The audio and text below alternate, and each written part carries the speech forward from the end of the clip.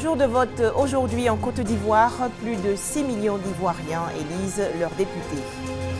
Législative 2016 en Côte d'Ivoire, le ministère de la Solidarité, de la Cohésion sociale et de l'indemnisation des victimes mobilisés pour veiller au bon déroulement du scrutin. Enfin en France, 3 suspects mis en examen dans l'enquête sur l'attentat de Nice.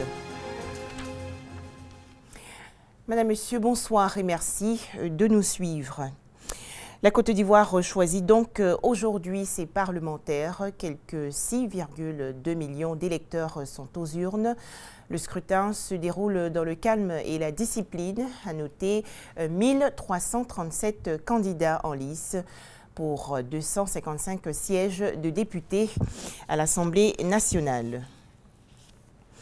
Je vous le disais dans les titres, le ministère de la Solidarité, de la Cohésion sociale et de l'indemnisation des victimes veille au bon déroulement des législatives 2016. La ministre Mariatou Koné a effectué une tournée dans plusieurs centres de vote du district d'Abidjan. La ministre de la Solidarité, de la Cohésion sociale et de l'indemnisation des victimes veut s'assurer du bon déroulement des élections législatives. Mariatou Koné a visité plusieurs bureaux de vote, notamment les communes de Cocody, de Yopougon, de Port-Boué et de Grand-Bassam. Chaque fois qu'il y a des élections, le ministère en charge de la cohésion sociale essaye de battre campagne pour des élections apaisées, pour des élections sans violence. La période de campagne est terminée. Nous venons vérifier que les Ivoiriens ont bien compris le message de la paix, que les élections vont se dérouler aujourd'hui dans le calme, dans la sérénité, dans le respect du jeu démocratique et faire en sorte qu'on n'empêche pas quelqu'un de voter. Et nous constatons qu'à l'heure actuelle, il n'y a pas de violence, tout se passe bien. Des propos soutenus par électeurs et responsables de bureaux de vote. Tout se passe bien, les représentants sont là, mes secrétaires sont là, tout marche, il n'y a rien à signaler pour le moment. Pour un bon citoyen, je suis venu accomplir mon devoir civil, je suis heureux de l'avoir fait. Je pense que mon candidat va gagner, je suis convaincu qu'il va gagner. En plus des bureaux de vote, la plateforme des organisations de la société civile pour l'observation des élections en Côte d'Ivoire a été aussi visitée. Sa mission, recueillir les informations sur les différentes localités. De façon concrète ici, les informations de nos observateurs sur le terrain sont envoyées de façon codée par SMS à notre plateforme technologique et ce sont les agents de collecte qui collectent donc ces informations.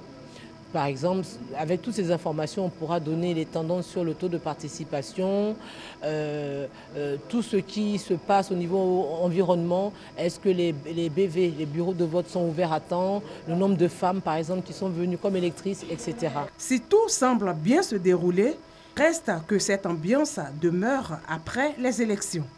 Nous souhaitons également qu'après la proclamation des résultats, les Ivoiriens marquent leur citoyenneté et leur maturité en acceptant les résultats et en utilisant les recours officiels qui sont disponibles pour d'éventuelles contestations.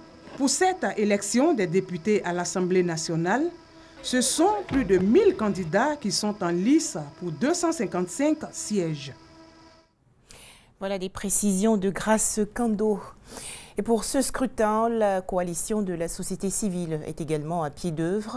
SOS Exclusion, Amnesty International et PIS Côte d'Ivoire ont donc déployé leurs observateurs et observatrices dans 520 bureaux de vote. On fait le point avec Thomas Guessambi et Lanciné Bakayoko. Pour ces élections législatives, la CNDH-CI, la Commission nationale des droits de l'homme, a déployé 278 observateurs sur l'ensemble du territoire. Ce n'est pas une observation classique, c'est une observation basée sur le respect des droits de l'homme. Nous voulons nous assurer que les citoyens accomplissent leur devoir dans la sécurité, sans intimidation, et qu'il n'y a pas de propagande, et que les citoyens ivoiriens font un choix informé et un choix éclairé. Sur le terrain, les observateurs de la commission ont noté quelques problèmes logistiques ainsi que des dysfonctionnements dans l'organisation pratique. Nous avons observé des cas de dysfonctionnement, notamment le dysfonctionnement des tablettes et des cas de mauvaise conduite de la part de certains candidats qui se sont permis de déchirer des bulletins de vote, des cas de menace de la part de certains candidats, ce qui est en violation avec des tests qui régissent les élections, en violation également du code de bonne conduite des candidats. Toutefois, le tableau d'ensemble qui ressort est clair.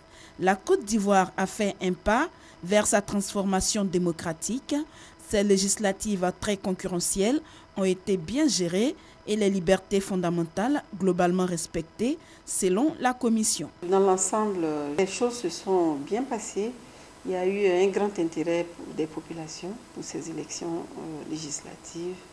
Et sur le plan sécuritaire également, il faut dire que le scrutin a été sécurisé.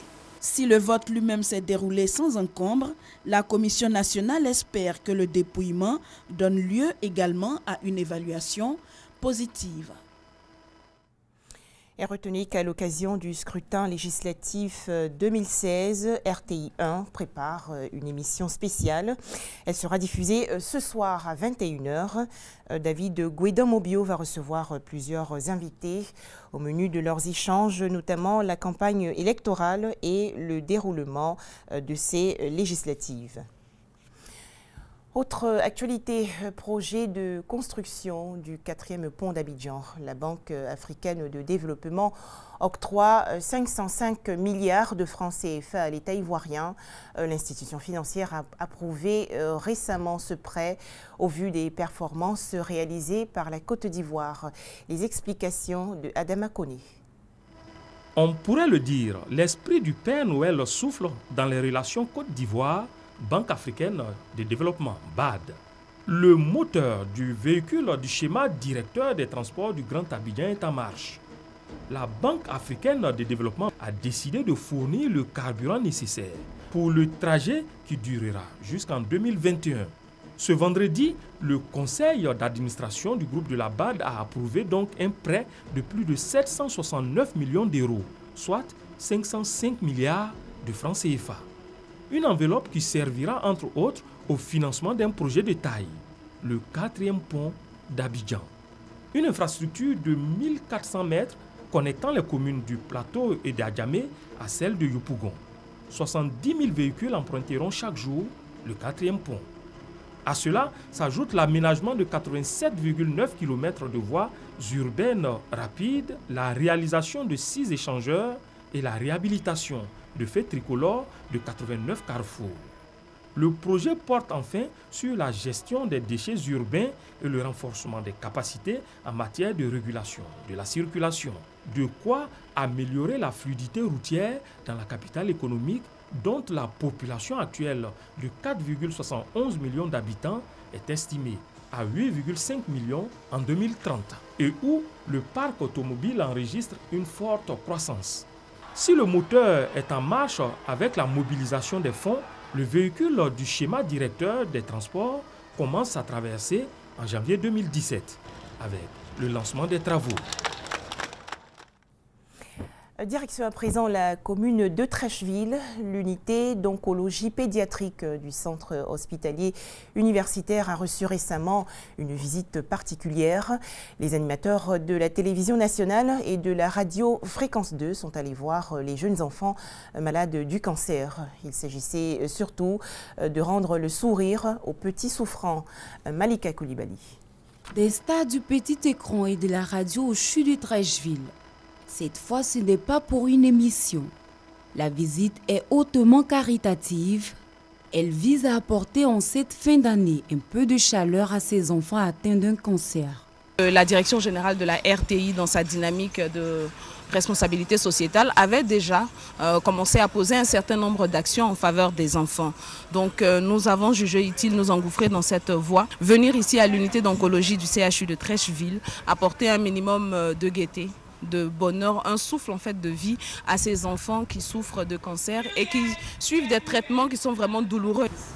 Je prie Dieu encore pour qu'il puisse venir toujours nous donner des cadeaux pour qu'on puisse guérir. Des présents qui donnent le sourire. Mais l'initiative de l'ONG La Maison des Héritiers ne s'arrête pas là. En impliquant Fréquence 2 et la télévision ivoirienne, elle veut aussi mobiliser les moyens financiers pour aider ses enfants. Partout où nous trouvons des personnes qui ont des difficultés, des personnes qui sont en difficulté, nous estimons que le peu que nous puissions faire, c'est de mettre ensemble nos synergies, mettre ensemble nos forces pour pouvoir venir en aide à ces personnes-là. Les enfants malades du cancer ne sont pas pris en charge. Pourtant, ça coûte cher le traitement, la chimio coûte très cher, la dialyse coûte aussi cher. Pourtant, les mamans n'ont pas toujours, les parents n'ont pas toujours les moyens de s'en occuper. Donc, si on est d'accord que les enfants, c'est l'avenir, si on est d'accord que c'est eux qui constitueront les cadres de demain, il faut pouvoir quand même leur venir en aide, les soutenir, leur permettre d'être guéris, d'être en bonne santé. 2 petites heures passées auprès des petits malades, mais que d'émotions. La souffrance de tous les jours a fait place à la joie et à la bonne ambiance. Parce qu'à l'unité d'oncologie ce samedi, c'était déjà la Noël, avant la Noël. En France, les suites de l'enquête sur l'attentat de Nice perpétré le 14 juillet dernier. 3 hommes soupçonnés d'avoir joué un rôle dans la fourniture d'armes à Mohamed Boulel, l'auteur de l'attaque, ont été mis en examen et placés en détention provisoire le 16 décembre dernier. L'attentat de Nice a fait 86 morts et plus de 400 blessés. Enfin, la danse, un exutoire pour évacuer ses soucis et son stress. La danse est un sport comme un autre qui est très bon pour la santé et le bien-être général. Et les adeptes de la musique salsa l'ont bien compris. Dans le district d'Abidjan, ils se retrouvent tous les soirs après le travail pour danser. Michel Mambo. De la dextérité, de l'habileté, de la classe. Ici, on danse la salsa. Et c'est ainsi tous les derniers samedis du mois dans cette boîte de nuit située dans la commune de Treichville. C'est ici donc que Brigitte a décidé de mettre en pratique ce qu'elle aura appris des semaines durant. Je suis venue avec une amie, on est venu s'amuser, se détendre. Nous prenons des cours de danse, de salsa et de rock. Et donc on a voulu voir si on avait appris quelque chose. Après la théorie, place donc à la pratique et notre salsera semble en avoir appris beaucoup. Le rythme est syncopé, donc on peut suivre, on peut compter dans sa tête au début quand on apprend. Donc c'est d'ailleurs comme ça qu'on fait, on compte les pas et puis après ça va tout seul. Une fois qu'on a bien assimilé les pas, le reste suit. Plus qu'une simple danse, la salsa apparaît pour les salseros comme une véritable thérapie, un remède pour échapper au stress. C'est non seulement un sport, ça vous permet de déstresser, ça vous permet de rencontrer d'autres personnes. Et puis vous savez, dans le salon, vous permet de vous connaître, de connaître l'autre qui est en face de vous. C'est tout simplement la vie. Et la salsa n'est pas que l'affaire des générations anciennes. De plus en plus de jeunes pousses s'intéressent à ce genre musical, cette danse d'origine cubaine développée à New York.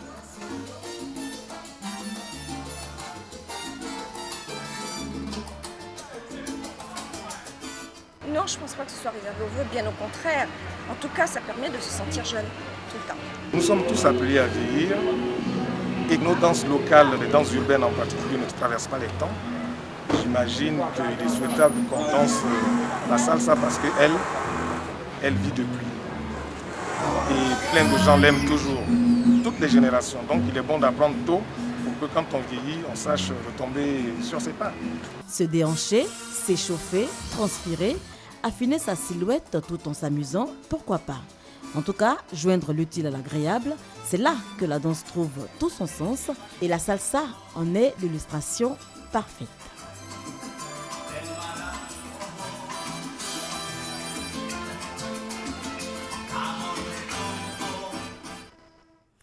Voilà, c'est la fin de cette édition, mais rappelons qu'à l'occasion du scrutin législatif 2016, RTI1 prépare une émission spéciale qui sera diffusée ce soir à 21h. David Guédomobio va recevoir plusieurs invités.